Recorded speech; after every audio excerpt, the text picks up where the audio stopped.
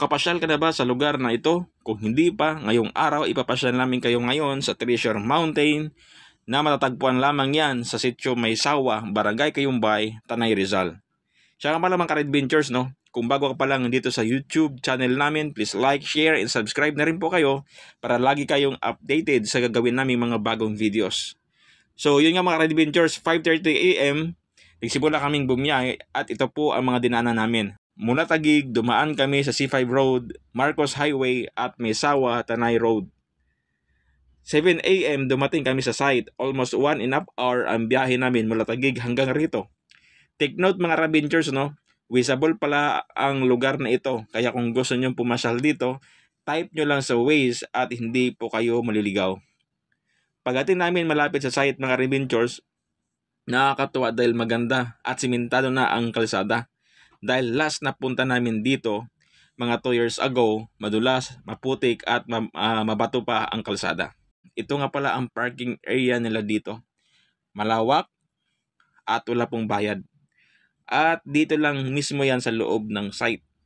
Ang entrance fee nila dito ay 180 pesos per head. At free naman ang 5 years old below. Ito naman ang mga activities na pwedeng gawin dito. High ropes obstacle course, giant seesaw, spider web, giant swing, trampoline. Perfect po ang mga rock formations dito mga adventures para sa picture-picture. Kung ikaw naman ay may drone, libre po magpalipad dito, wala pong bayad. Sulit ang pagpunta namin dito mga adventures dahil ang ganda talaga ng lugar. Fresh ang hangin, samahan pa ng sea of clouds, at nagaganda ang mga rock formations. At ngayon mga adventures na panoorin pa natin ang iba pang mga videos na nakuha namin dito sa Treasure Mountain, Tanay Rizal.